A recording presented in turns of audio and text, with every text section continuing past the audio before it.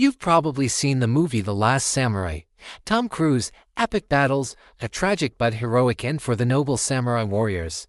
It's a fantastic film, but how much of it is actually true today? We're diving into the real story that inspired the movie The Final Desperate Stand of Saigō Takamori and the Battle of Shiroyama. So, who was the real last samurai? His name was Saigō Takamori, and he was one of the most influential figures in Japanese history. He wasn't just some random rebel. He was instrumental in the Meiji Restoration, the very event that overthrew the shogun and restored the emperor to power. He was a hero, a visionary, and a key architect of modern Japan. But here's the twist: the new government he helped create started making changes that he couldn't accept. The Meiji government wanted to modernize Japan rapidly, modeling it after Western powers. This meant creating a modern conscript army and, crucially, stripping the samurai of their centuries-old privileges, their status, and even their right to carry swords. For Saigō, this was a betrayal of Japan's soul. He believed that the samurai spirit, the Bushido code of honor and discipline, was essential to the nation's strength. He saw the government's reforms as casting aside the very warriors who had defined Japan for nearly 1,000 years. Unable to reconcile his beliefs with the government's direction, Saigō resigned from his high-ranking position and returned to his home province of Satsuma. He opened private schools that emphasized traditional samurai values and military training. These schools attracted thousands of discontented samurai who felt left behind by the new era.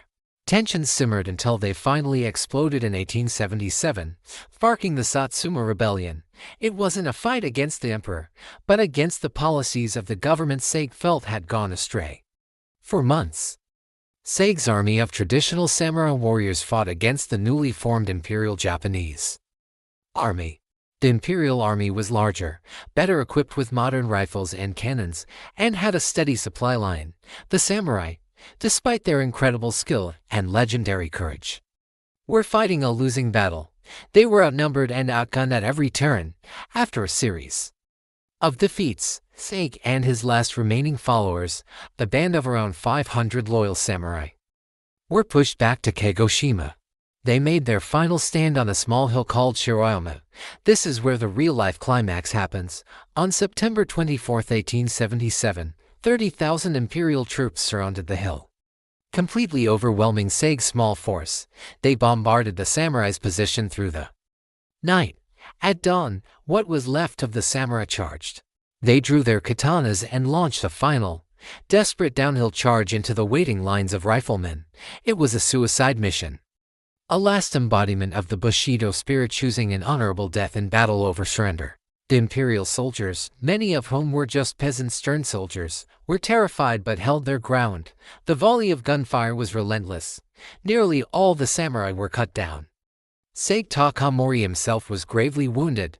According to legend, one of his followers, Beppu Shinsuke, acted as his kaishakunin, assisting him in seppuku ritual suicide to preserve his honor. Beppu then decapitated Saigō and hid his head to prevent the enemy from claiming it as a trophy. The Battle of Shiroyama marked the end of the samurai as a military class. But what about the story? The government, realizing the public still revered Saigō as a true samurai hero, posthumously pardoned him years later. He became a symbol of traditional Japanese virtues, a tragic hero who fought for his beliefs. So, while The Last Samurai is a fictional American character, the core story of a changing Japan, the clash of tradition and modernity, and the tragic final stand of Saigō Takamori is very real. It's a powerful tale of honor, loyalty, and the end of an era. Thanks for watching. If you enjoyed this dive into real history, make sure to hit that like button and subscribe for more stories behind the legends.